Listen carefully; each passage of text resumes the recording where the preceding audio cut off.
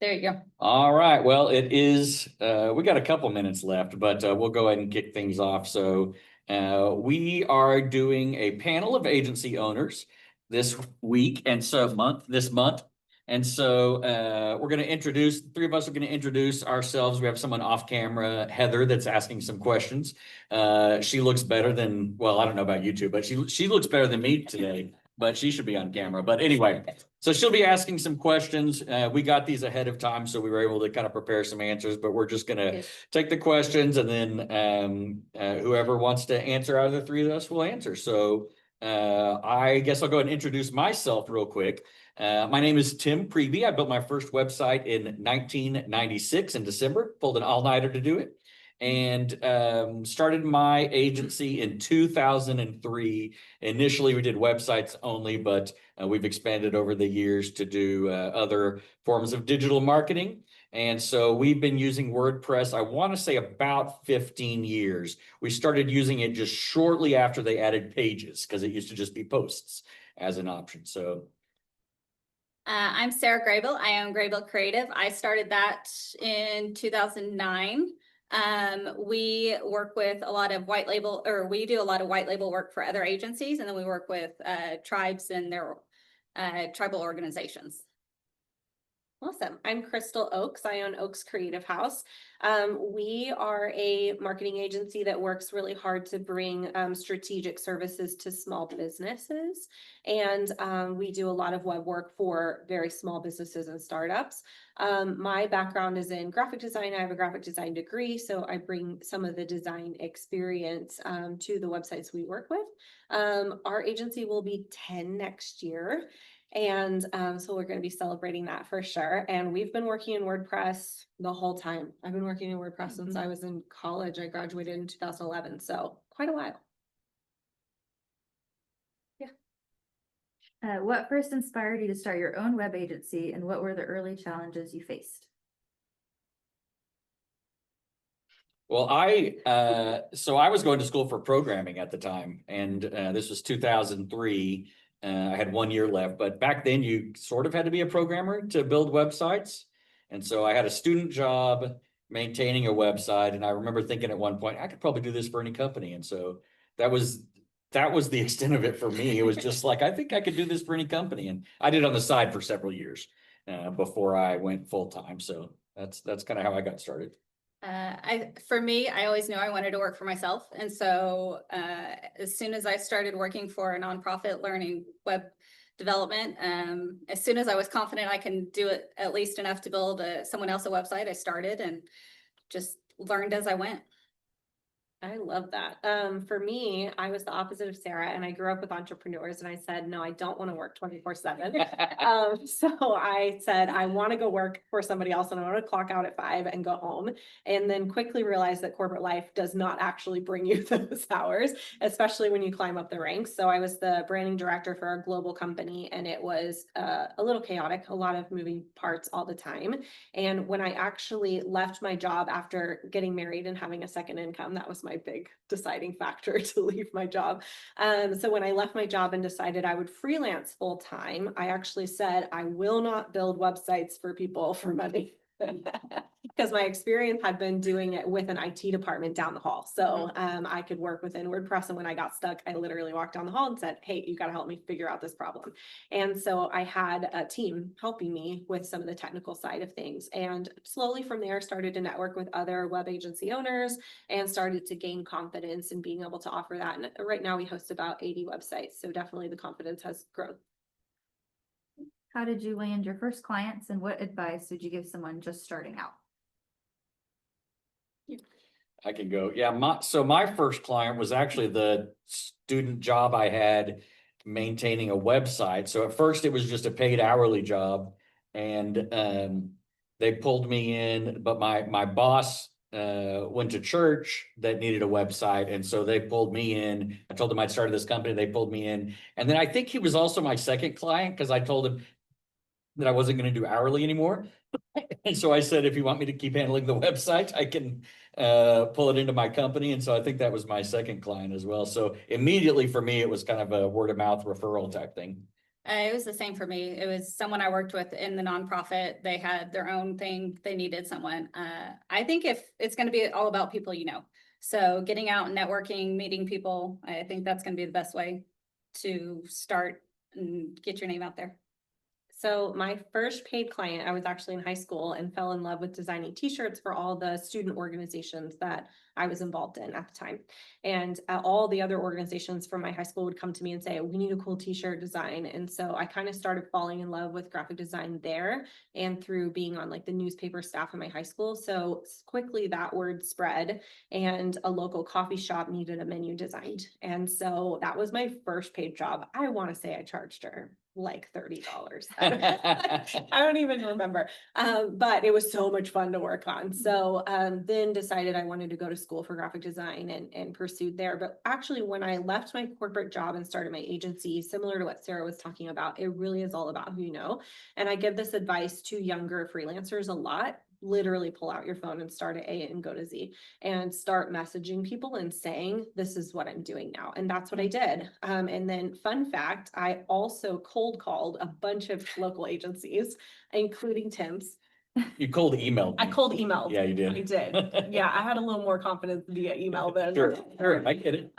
And so I cold emailed a bunch of agencies and was like, hey, I know how to do graphic design if you need some help. And had several of them reach back out to me, but Tim and I sat down and I think we had coffee. Well, so interestingly, you cold emailed me, and then later Linda, who we all know, introduced us, even though we'd already met. And so it ended up, that was kind of the tipping point. My designer at the time, I had her look at your portfolio, but that was kind of the tipping point, is when, again, the people right, when Linda introduced us via email. Yeah, I was just at a conference last week and one of the speakers talked about do it scared. And we're talking about the fear of failure. And I think that has a lot to do with it. Whenever you're just starting out and getting the word out about what you do, it may feel really awkward, the cold email agency that you found on Google, or to message a friend and tell them that you started a business doing this thing. But it's necessary to grow. It's necessary to get clients to do things like that. And you just have to dive in and do it scared. And the more you do it, the more comfortable you'll get to where it just doesn't bother you anymore. Although some people never get comfortable with it, and you just have to keep doing it for a while then. Looking back, is there one decision you made in your first year that shaped the way your agency runs today? I would say mine was keeping design forward focused. We are a marketing agency. We do a lot of marketing strategy for small businesses, but we do still have a heavy design pull in that because that is my background. And still to this day, the sites we design are beautiful. We do beautiful branding work. And I think just that's a differentiating factor for us, is sticking to my roots and staying very design focused. Well, and we do something similar in that we stick digital, right? So the most we'll typically do, we'll do other stuff that your team helps with when we're doing like, a bunch of digital stuff for the client. But typically if a client comes into us for anything non-digital as the first thing, we normally refer them to you.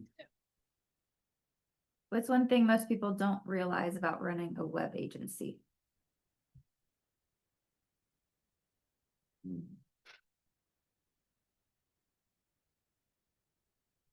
You may like the design portion, the developer portion, or whatever it is you want to focus on. But if you're starting a business, that's not all you're going to be doing. I started it to mainly focus on development, and now I do sales and marketing and talking to people and networking, and that's the majority of what I do. So just know that that's not going to be all that you sit down and do. Yeah, and I'll kind of tack on to that in terms of leadership. If you're going to grow into an agency, becoming a really good leader and working on yourself. Good leadership, I think, is developed from good personal development. And so you have to be ready to face some hard truths and where you're holding yourself back and some of those things in order to grow in an agency. Yeah, for me, it was even specifically the sales focus. I didn't realize I would have to get good at sales, and it took me about 7 years, 6-7 years to figure that out. And then I got introduced actually to the guy that owns the building we're in, who runs a Sandler office. And so I've done continuing education on sales for the last almost 15 years. And that's made a huge difference, especially because in my mind, I had done a bunch of research and I thought sales was kind of sleazy. And so that was my first exposure with Sandler to, oh, here's a way to do it that's not sleazy and actually takes your own psychology into account as well when you're trying to sell. So that was a huge portion. And that's my son started a business. My middle son is how old is he? 18. And he started a car detailing business this year. In fact, he was out front detailing some cars when I got So here. jealous of whoever's car. Yeah. But so when I first had a conversation with him, I was like, yes, you need to get good at detailing cars, but you're also going to have to get good at sales. And so I think that's something a lot of people don't. They just think the jobs will come in and they'll do 90% of their time on coding or designing or whatever. And it's not like that. And you're not going to reach a certain point and be done. You're going to Right. continually learn. You need to learn more about marketing, about improving yourself, improving development. You know, there's always something you need to be continually improving. I working love on. that you said that, because even sales, you get Mhm. really good at it at a certain level and then you level up, right? And even kind of at the level of the agency that I have is right now, I'm having to learn new skill sets. And it's things that I thought I had already checked boxes. Like, I know how to have conversations with people, I know how to network, but it's like, how do you go network in a new room? How do you go network at a different level? How do you do finances for your business at a different level? Those kind of things. It's like going back to the basics and relearning them, but with the new knowledge that you have and the level that you're playing at now. Well, and not only that, you know, AI is now a thing. So now you're having to figure out how AI, I mean, especially in web, things are always changing. So you're always having to figure out how the latest changes apply to you and what you do and integrate it or you fall behind. How do you balance the creative side of building websites with the operational side of running a business?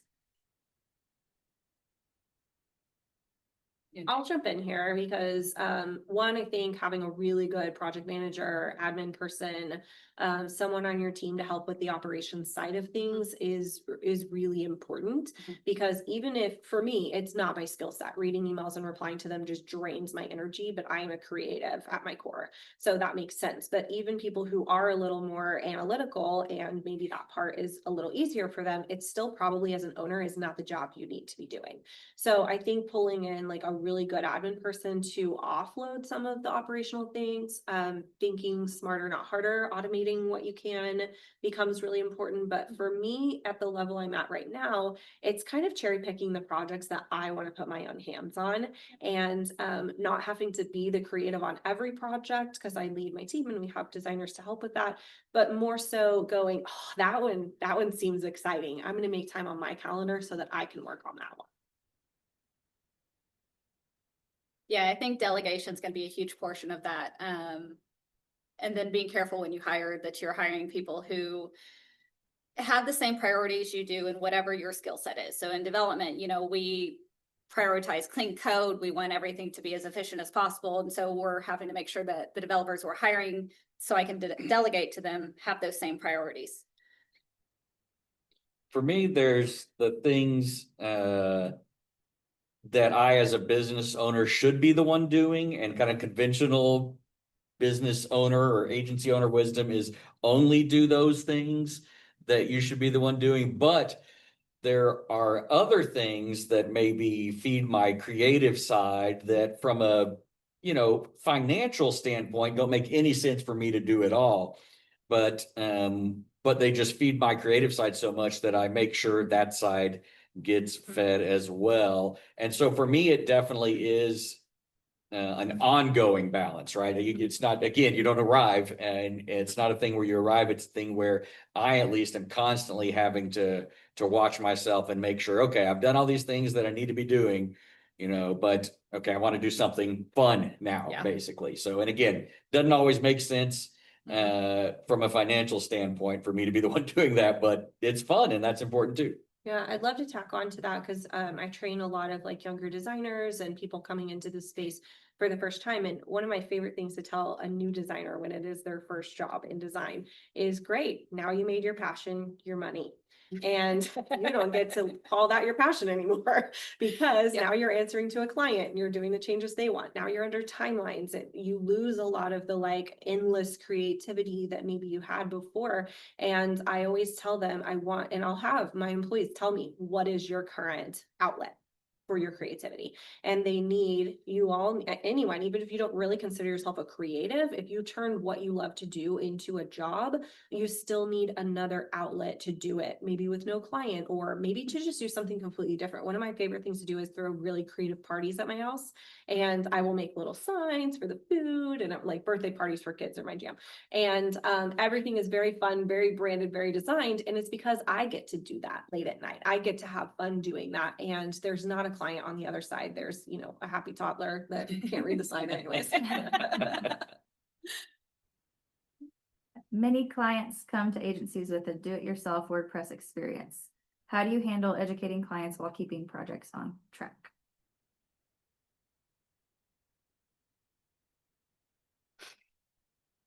We don't get, so I was reading this question ahead of time. We don't get a lot of those. I think you guys may get more of those than we do. I was gonna say too, I don't know that I would say many, but some. Yeah. Some do come in, or even for us, it's more budget constraints that they maybe don't have the funds to continue hiring us to do Mhm. things on their website, posting a blog post, you know, something like that. We take an educational approach, so they can pay us at any time for training. For a Mhm. training hour, and multiple people on my team can do that with them, because usually we're talking about some basic training within WordPress. We also very strategically use tools like Elementor. I love Elementor. That way they can learn it very easily. There's tutorial libraries that they can watch. So really we just kind of take that educational approach to say, if you want to or need to be in your site doing things, let's make sure that you know how to do it with some confidence. What strategies have worked best for finding and keeping good team members? For me, it's been always keeping my eyes peeled, and just even people that I know that are in some situation where they're perfectly happy right now. I kind of have a running mental list of people I would hire if anything happened with their current place, and that's gotten me. I had one specific employee that was good for a long time that came out of that mindset. Now, the other one is just the same thing we're talking about, is networking. And so my current kind of right-hand person came to me as a referral from another agency. Specifically, she interviewed with her and then said, you know what, you wouldn't be a good fit for this, but you should talk to my friend Tim. And so that's how I ended up getting kind of my right-hand gal who I have right now. I think part of it is knowing your organization, what your priorities are too. And some of it is you figure it out as you go. You hire someone and go, oh, that wasn't a good fit, and here's why. And so the next time around, you realize that I need to make sure that these are checked and these are important to our organization. So some of it is trial and error, and then some of it is just knowing you and what you value, what you want your business to value.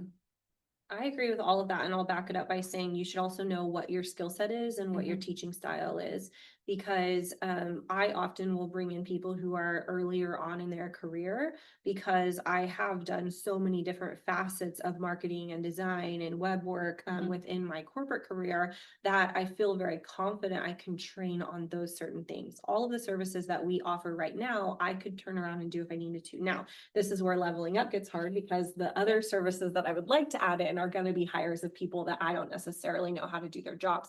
And that's different. That's a different type of hire.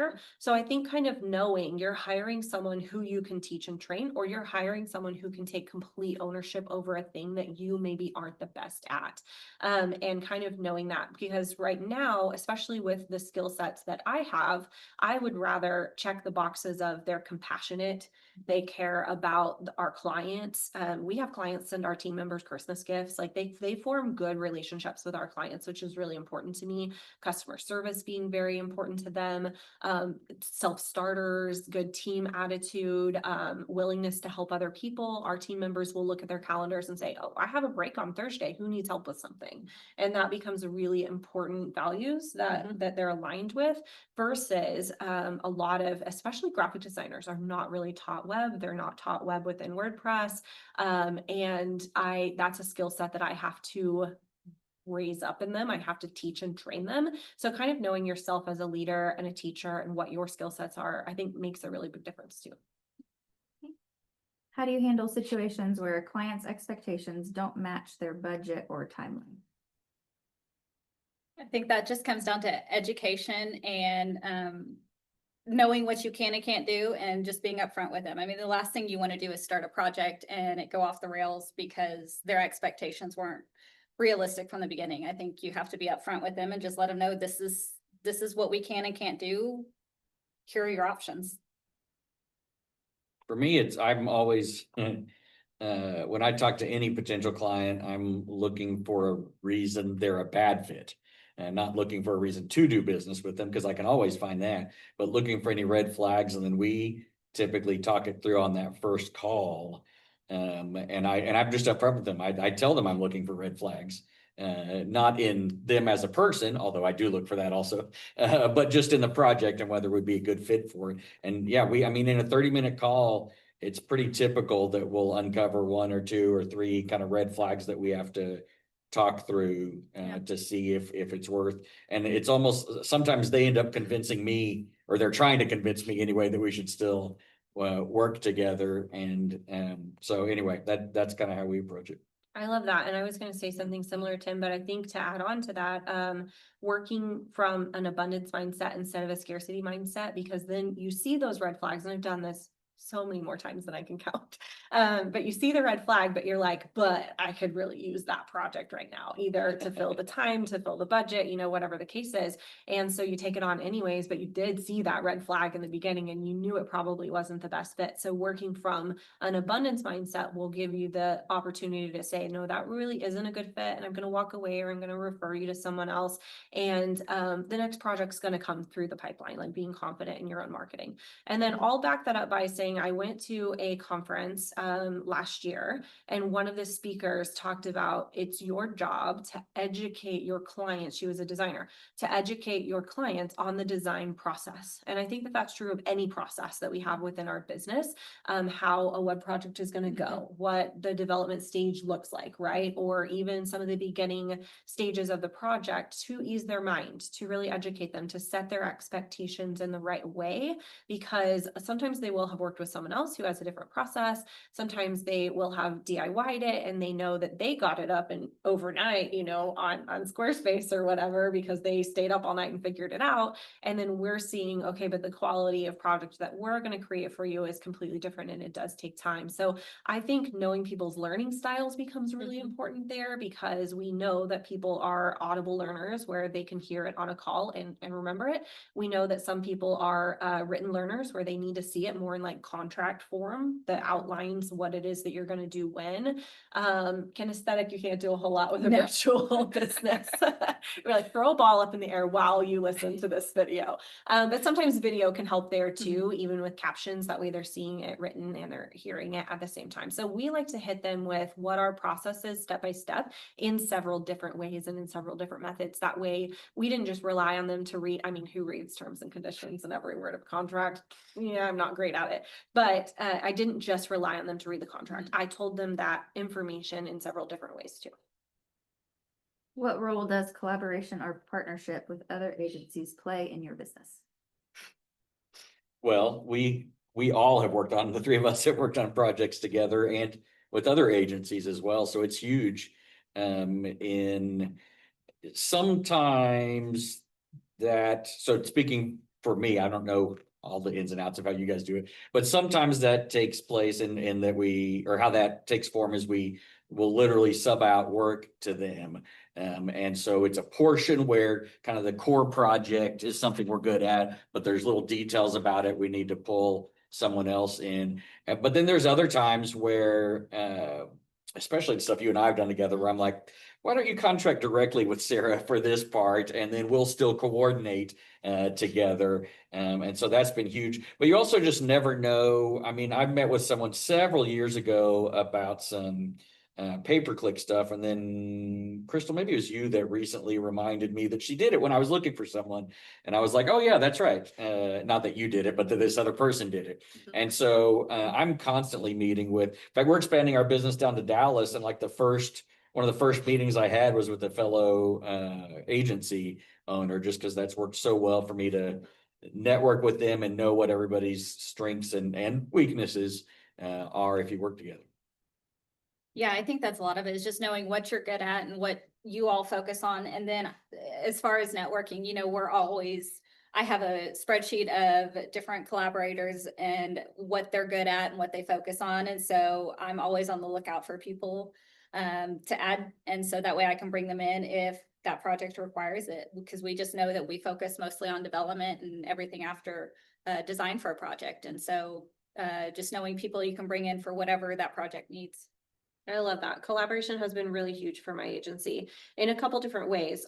One of the ways is to keep steady income coming in, because you're not just relying on your own network of people to bring projects in the door. So sometimes collaborating with other agencies will help fill some gaps when it comes to income coming in. But then I agree, knowing people's strengths, but I'll add on to that, like, you have to be willing to ask the hard questions, and you have to be willing to cut through the noise of the competition coming into your mind. Because I do know when you get into collaborations with people that are in your same industry, we have all found we have different skill sets, we have different things that we specialize in. But sometimes that initial conversation comes in as, why do you want to know how I offer my projects or what I'm charging, right? So just being very honest with them to say, look, I'm real solid in what I do. I've done that work. I'm not looking to look to you to find out how I should do what I do. But I know that that doesn't work for everyone. Literally just before this meeting, I had someone call me, and we charge, we do a website pricing structure one way. Tim does it a different way. And literally on the call, I'm talking to this guy and I'm saying, I don't actually know that my pricing structure is going to be right for him. And while we were sitting here, Tim said, who's this lead form that came in on my website that's a referral from you? And I said, oh yeah, I meant to tell you about that. I don't think my pricing structure is going to work for him, and maybe your pricing structure would work better. But it took me knowing what Tim charges and what that pricing structure looks like, and us having those open conversations together in a non-competition, competitive kind of way, in order for me to even refer him business in a way that made sense for me. And I think it comes back to the abundance mindset, not being worried to send work to someone else, knowing that, if you're partnering with people and you're collaborating, it'll come back to you eventually. And you need to know where you need to focus and what you don't need to focus on. Yeah, I also tend to go first. Like, I'll tend to open up first, and some people it's a little disarming where they're like, "What?" In fact, one of my former teams said I should start a podcast called TMI with TIN.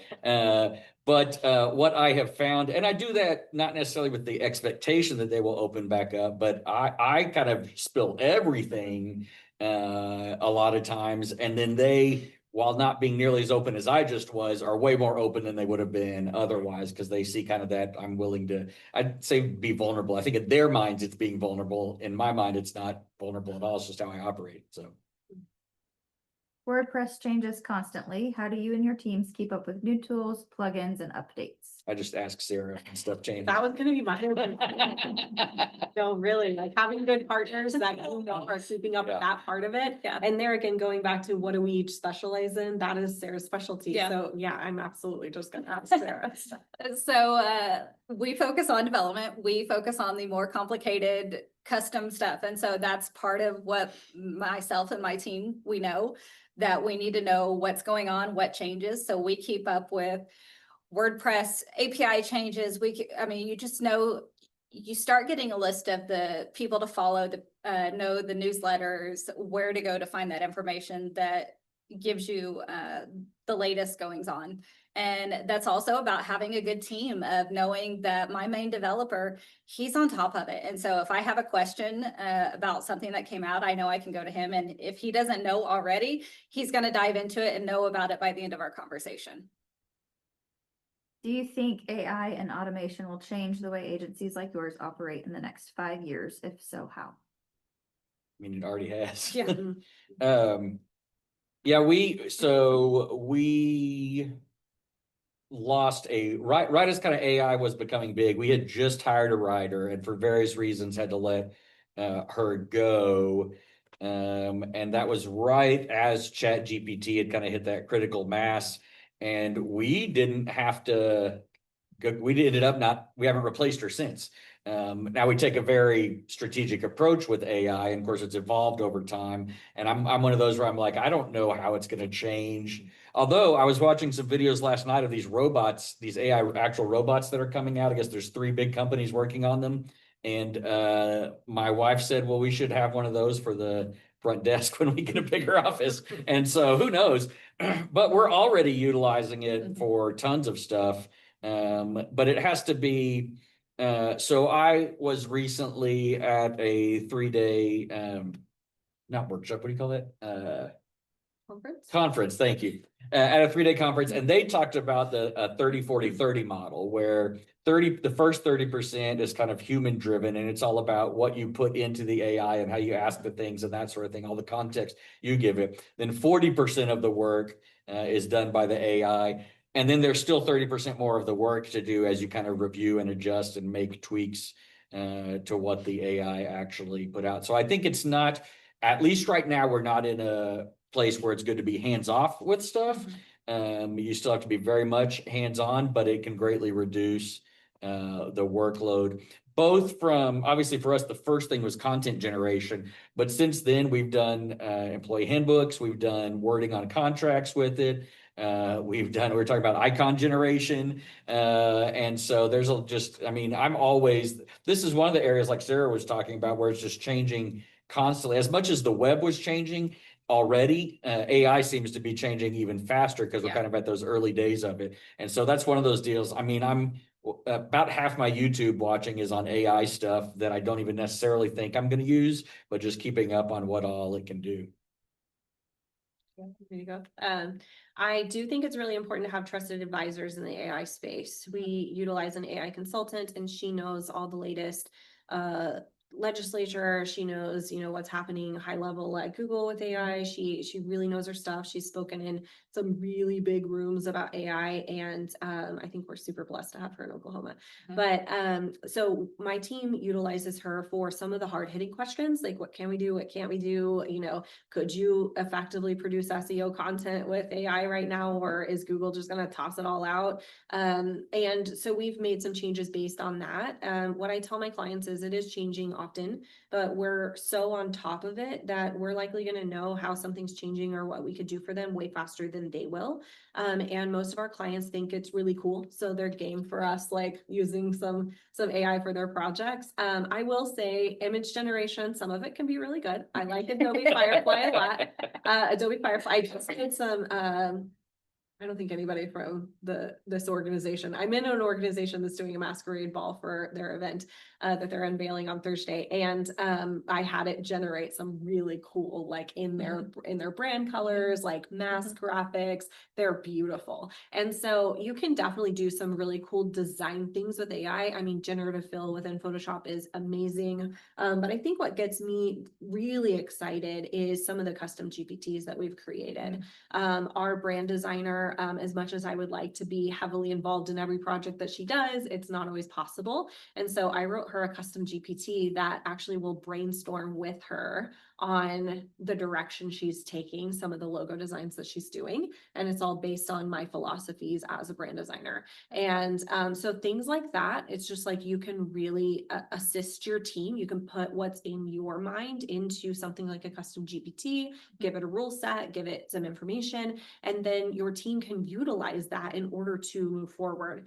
We have it read meeting transcripts all the time. Yes. I had it read 3 different meeting transcripts from a project I'm working on with Sarah right now. And then then I will just literally type in, can you tell me if we discussed something very specific about the hero area of the homepage? And it will literally pull me that part of the transcript and it will answer me in summary. Here's what I think, you Mhm. discussed when it comes to this section. And so it can help when you have a meeting that was 2 weeks ago and then 15 meetings in between. And then now all of a sudden you're working on a project and you're like, what did they say? So transcription, recording meeting notes, those things have been really vital to our business.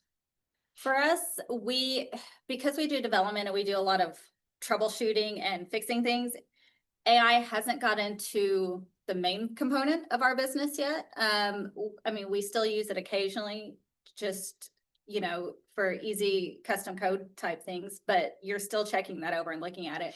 The main areas we use it for is content creation. We've worked with Crystal and her team on a custom GPT for us, so we can create custom content in our brand voice. And since that's not our strength, that's not what we focus on, it helps a lot.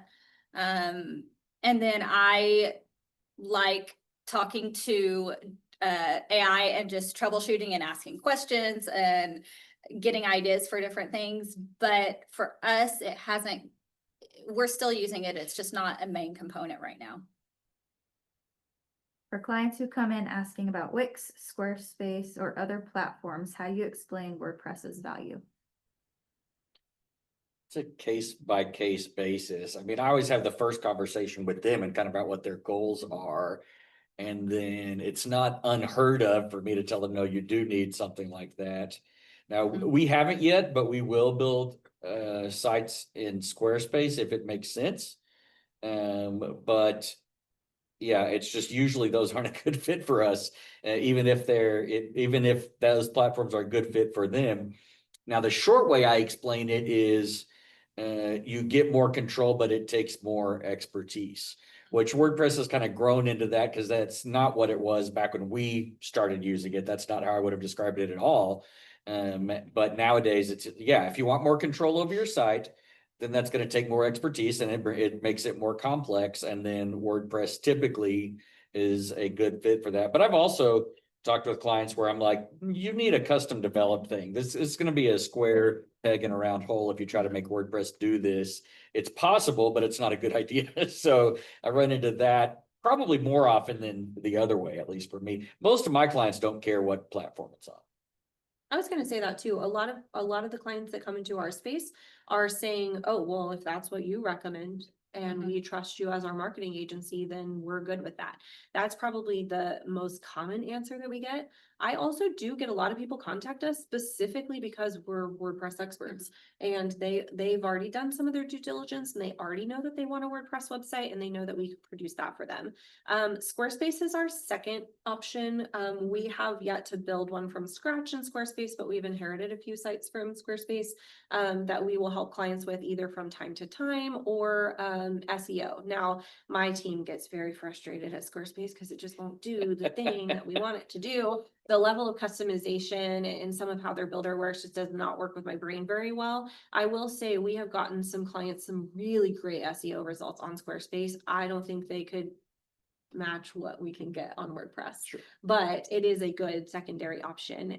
Wix, I have a few friends right now that are very frustrated with the results that they're getting in Wix. I don't like Wix's builder. I find it very cumbersome to use. It just does not, it's like, I'm a photographer too. So it's like, I shoot Nikon. It makes sense to me. Other people are in love with their Canon cameras because that platform, that interface makes sense to them. Wix does not jive well with my brain. So a lot of times it is kind of a custom conversation with the client depending on their needs, but a lot of times I'm talking to them about their overall marketing strategy and we're thinking long-term, and WordPress usually is the best long-term fit for them. We just don't get much because we focus on development specifically. So we need things that we can actually access and manage the code on. We've worked with Crystal on a couple of Squarespace sites for her. We had to figure out how to make changes. But for the most part, we stick with WordPress or just custom development in general. What's the most rewarding part of running your agency? I know. You want me to jump in? Yeah, go ahead. Have at it. I would say for us, since we really have a passion for working with small businesses, it is celebrating their wins with them. when we see any sort of win, whether that's data from, Google and how they're serving the site to people, or even they'll call us. I have a photographer we work with, and she sent me a voice memo, and she was in tears excited because somebody called her from Google and booked on the spot a pretty high-end package of her boudoir packages. And so I think just celebrating those milestones and wins with our clients is the most rewarding part for me. For us, it's weirdly not directly related to what we do as an agency, but it's just the relationships with clients, with strategic partners, with team members. I mean, we've gone on vacation with clients before, so all sorts of, we visited you in the hospital when one of your kids was born. So just let me know if I need to visit you in the hospital someday. But anyway, it's just those relationships and being able to help other people. Yes, through marketing, through our agency, but also just personally with stuff that comes up is, for me, that's part of my mission, my individual mission statement. And so that's been the most rewarding thing through the agency, is those relationships. I want to add to that, like, if you're thinking about, oh my gosh, how did they get that close? Don't be afraid to invite somebody to dinner. Like, don't be afraid. I sent Tim and Leanne an invitation to our baby shower. Yeah, we've gone on a double date. I forgot about that too. We've done a double date. Yeah. You came to Jason's first birthday party at our house. We've had dinner together, at my house with a chef. It was very fun. Don't be afraid to reach out. I think that's true of like any friendship that you make, Yeah. but like, don't be afraid to reach out and make some of those connections a little bit deeper too. That I've found usually the person on the other end is kind of craving that too, Yeah. but they don't know where to start. And so Tim, I think you do a really great job of that.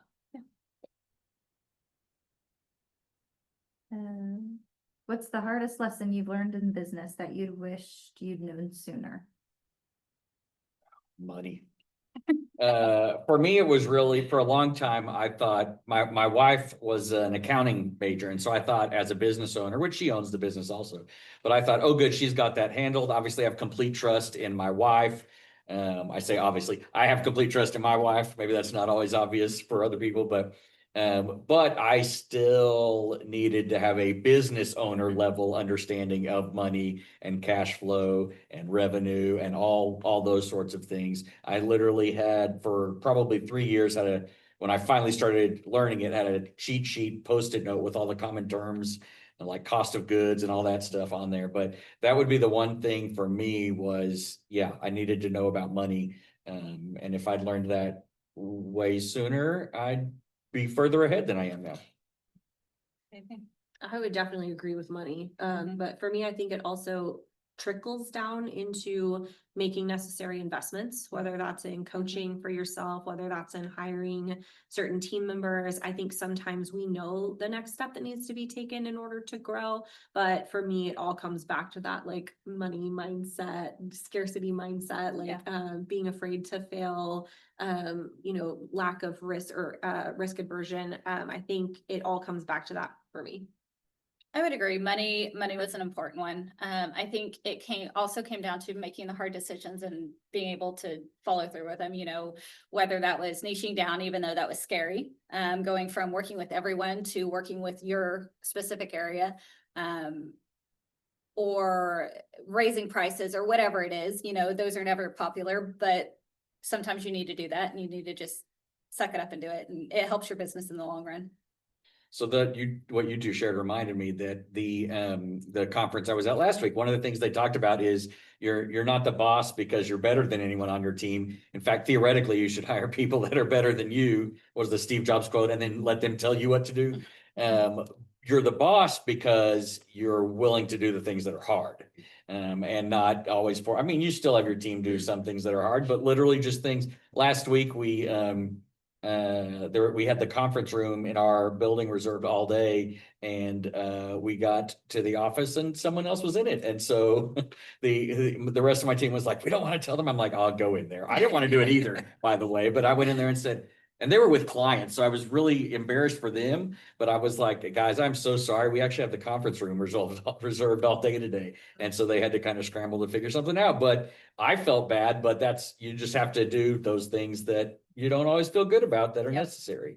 So I think another one like that for me has been apologizing when things go wrong Yes. and they're not your fault. Yes. So like really putting yourself in that CEO owner mindset, I think is really important, because as much as it pained me, and we don't do this often, of course, but I have had to make some very hard phone calls and say, I'm so sorry that that post went out with a mistake on it, or that this thing happened, and I understand that you're upset about it, when I wasn't even the one to touch that thing. Yep. And instead of taking the stance of, well, it's all this person's fault because they made a mistake or whatever, I know that's my responsibility. And at the end of the day, we need to put a better process in place, or a Yep. good check and balance, or whatever the case is. You could go back and give your younger self one piece of advice about this journey, what would it be?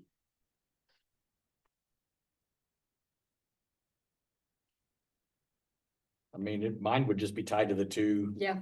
things is start learning about sales and start learning about money. Yeah. I mean, it'd be, again, that would be, I value the lessons I learned because I did fail in some of those areas, for sure. But yeah, that would be the advice I would give to my younger self is, hey, get good at these two things way sooner, way quicker than you thought you needed to, which was never, I thought I never needed to get Yeah. good at those two things.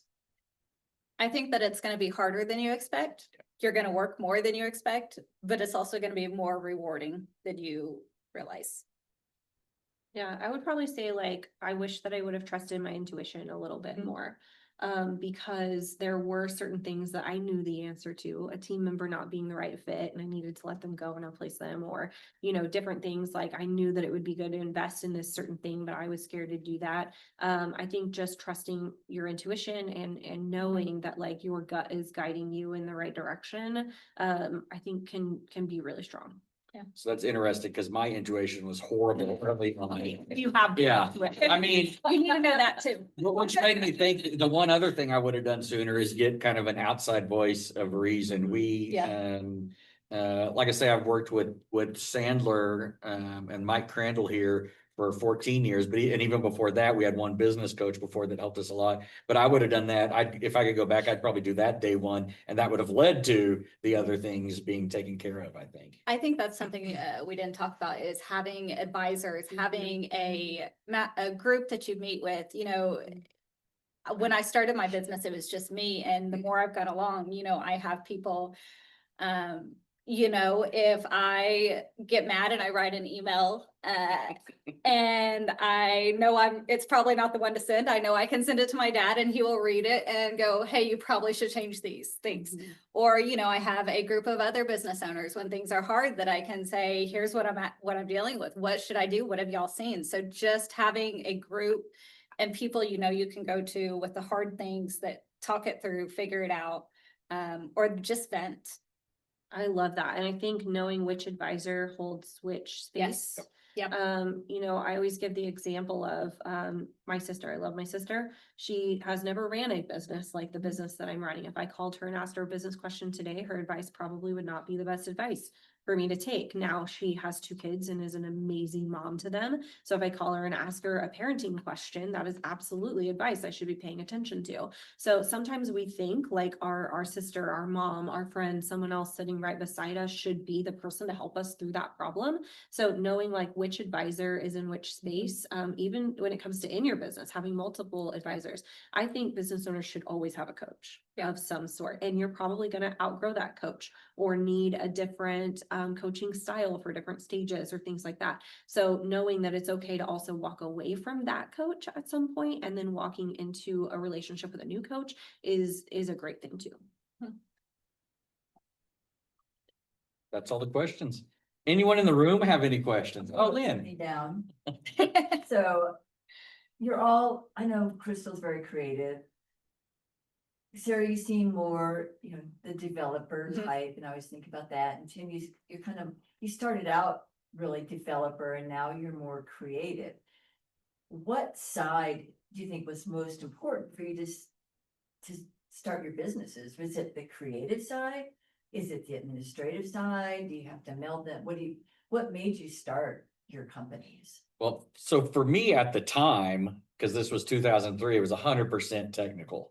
I mean, not that there was no design to it, because obviously there was, Yeah, I mean, you couldn't build websites back then that weren't technical, but over time, kind of figuring out what we liked as a team and what I liked individually, what we were good at, that sort of thing kind of shifted what our focus was on. And now I wouldn't say I hate to do technical things, but what is my thing is, if it takes more than 30 minutes, I'm sending it to Sarah and Heather to take care of instead. And so I think a real important thing is to kind of keep an eye on your own pulse and kind of what are you enjoying, what's giving you energy, and what are you good at also. And you have to take into account both things for sure. But so for me, initially, it was definitely technical, and WordPress used to be really hard to set up, and I set it up like that for way longer than I should have because I had the technical knowledge. But I think it's gonna depend on the individual person.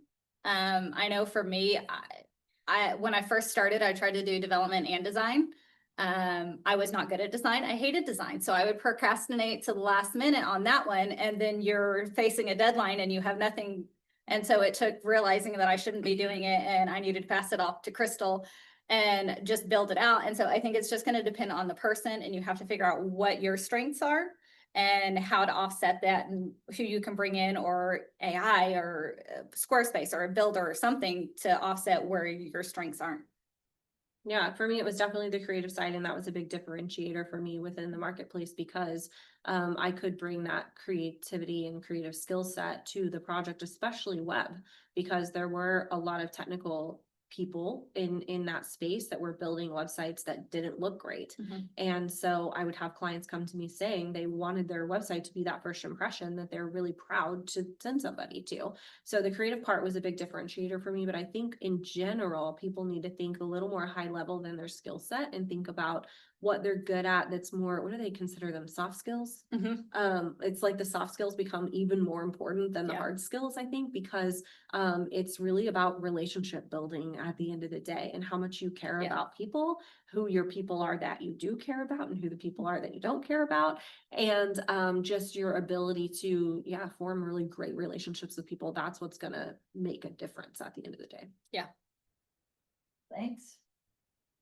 If anyone online has any questions and you want to throw them in the chat or unmute and ask them, feel free. There are a couple things in there. I don't know Those if were that's a earlier. question. Yeah, let me make sure they're. Okay. Oh, you guys mentioned custom GBT a couple times. I'm not familiar with that. What is that? How about it? So within ChatGPT specifically, ChatGPT is my AI source that I love the best. I know some people have preferences. That's the one I go to. I have it very well trained at this point, but you can actually create what they call a custom GPT. And what that means is you're basically giving it instructions, a knowledge base, and a rule set. So in the instance of us creating a custom GPT to be basically the marketing assistant for Sarah's company, we fed it a really comprehensive marketing plan. We told it, you should never make up information about this business. You should always pull from the information that exists publicly. If you're writing for Graybill Creative, you need to do it in this tone, in this style, in this voice. Here's our philosophies around marketing. I mean, we have one GPT that has like a 20-part instruction set. So you do sometimes have to be very detailed about them. But the first one I ever created, because they're really fun to play with, I am a little bit of a hippie and I love natural medicine. I love making a tea for a headache, or, you know, a salve or a tincture for something. And because I love plants, I love to grow, but I hate to see them all die at the end of the season and then they go nowhere. So I actually made a spreadsheet of all the herbs that I had on hand, because my husband would say, oh, I would rather do a natural something, but I don't have the knowledge that you have. So I don't know what I should do. If I like all of a sudden get a little sniffly and I want to make a tea, I don't know what to put in it.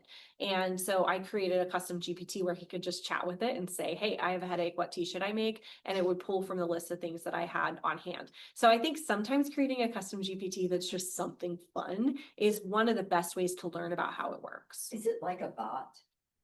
Each call It's is- just it's a custom set of instructions for Yeah. ChatGPT is all. Yeah. So you're giving it context that it always has, and it always knows, don't make something up, or it always knows that it's in writing in the voice of Graybill Creative or whatever. And so it's really just, this is slightly oversimplified, but it's instead of giving it all the instructions every time you use it, if for something you're gonna do commonly, you just set it up once and then you have to tweak it over Yeah. time, but that's, yeah. It's like an employee. Yeah, Essentially, yeah. we have it right. A lot of SEO like image metadata, alt text and things like that for images. But it will pull from the keyword report that we have for that client. So it knows what keywords to use, even down to this page has this primary keyword on it, and this image is going to go on the homepage or whatever the case is. So then anyone from my team can pop into that client's custom GPT and ask it to write alt text for that image, and it still be very effective. That's really cool. There's some cool use case Yeah. scenarios Yeah. for custom Yeah. GPTs. It's worked great for us. Anyone online have anything? Well, I think this is the last meetup of this year. The rest all fall on the holidays, so we will skip until January. Be on the lookout on Facebook and. Oh. How do you deal with competition outside the US? They're cheaper, but not always better. Do you hire somebody outside the US? Some call back after that project falls through. No, I'm just kidding. That'd be more you, I would think, than me and Crystal Yeah. with custom development. We, so as far as competition outside the US, we specifically, since we do white label work for agencies, I mean, that's one of our main competitors is overseas developers. But what we tell our agencies, and one thing they like is we're in their time zones. We can attend any meeting with them and their client. We are available in all their project management, communication. They can pick up the phone and call me if they have a problem. And so that is one of our main competitors. And if price is the point they are most concerned about, they're not picking us, and that's fine. If price is what they're going to be focused on, then I don't want them to hire us because they're going to argue about our price every time. But if they want someone who they can have on a client call, who they can pick up the phone for, who they need available when they're working, if those are their focuses, then that they come to us. And so it's just knowing that you offer things that overseas people can't. But for us, do I hire overseas? Yes, I have about 50% of my developers are local and about 50% are overseas. And I was talking to someone yesterday, and I think part of it is knowing what to give to each developer. For example, my main developer, he is overseas, but he is in our time zone. And so when I'm working, he's working, which is critical when a client site goes down or something like that. I also have developers here in Oklahoma City, so they've been in on client meetings. They've met my clients. And so and then we have some, in the EU area. And I know that I can't get on the phone with them because of time zones differences, but I can give them a full project and say, hey, I need you to build this. And they'll get it done in a few days and send it back. And so we have a mixture because we need different things from the different developers. I'll add on to that for design, because we do have a designer in the Philippines that does some work for us. Primarily social media graphics. They're kind of turn and burn a little bit. You got to get them out the door. And so she does really amazing social media graphics for us. Sometimes she produces something and I'm like, whoa, I would have never thought to take that direction, but I love it.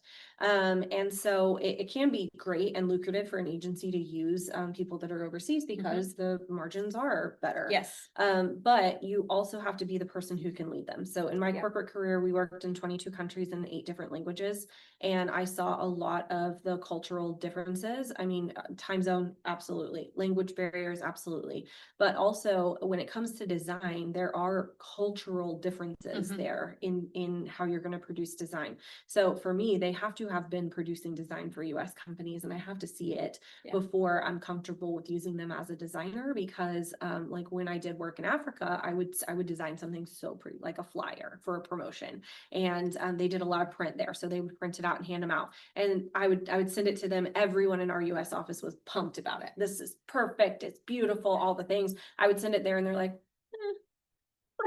it's all right. I'm not super excited about it. So I finally get on enough Skype calls at the time with them to say, what is the difference here? And they pulled a bunch of flyers that they had picked up from different places and showed them to me on the camera. And it was a lot more color heavy. It was a lot busier than I probably would have ever produced for something in the US. It had a lot more like loudness to it than that kind of polished look that we like here. And that's what they were after for working in some of those countries in Africa. It's what they were used to. It was exciting for them. It was the design that fit their culture. And so I had to adapt my design style for those cultures. So then think of that in the opposite. If you're hiring someone from another place and they don't necessarily have the same cultural influence that we do here, you may get something back that isn't great. So you have to be confident in your ability to lead and to train them and to give them feedback. Yeah. I will say, when you're looking, especially for developers overseas, one thing I've run into is, like Crystal was saying, just the cultural differences.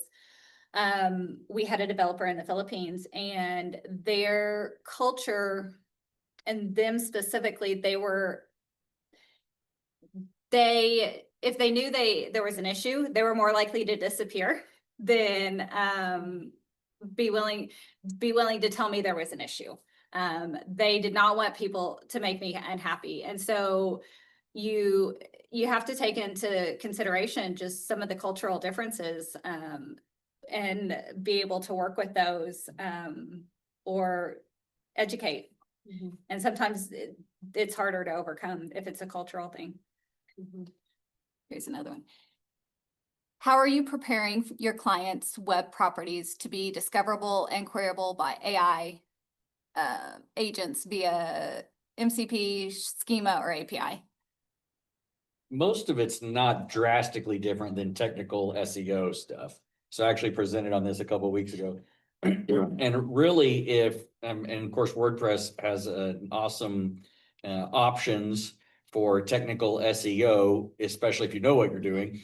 And so you still have to be there to kind of guide it and set everything up correctly. But a lot of at this point, a lot of the stuff that was good from a technical SEO standpoint and even content-based SEO is what's going to help you succeed in the AI space as well. Yeah, I would definitely agree with that, because I mean, we've certainly paid a lot more attention to things like schema, paid more attention to things like FAQ modules, and then the schema that goes along with them. I've read hundreds of articles and watched a ton of videos on this, and pretty much the resounding answer, even if their clickbait answer is you're not ranking for AI SEO or whatever, you get into the meat of what they're writing, and they are saying exactly what Tim is saying. It is still the meat and potatoes of how we would do SEO that is still very effective for AI.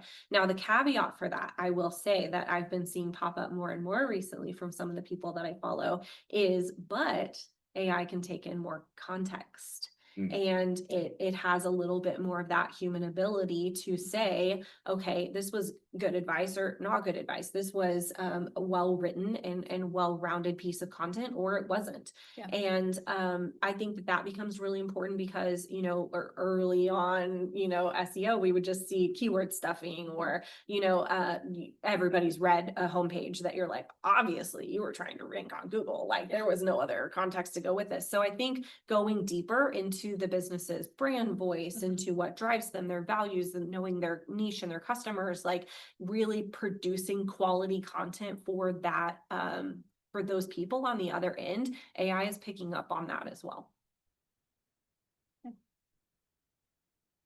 Anything else from anyone online?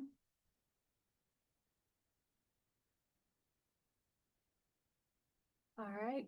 Well, thank you all for coming. Definitely check in with us after the first of the year, and we'll be posting what our next meetups are.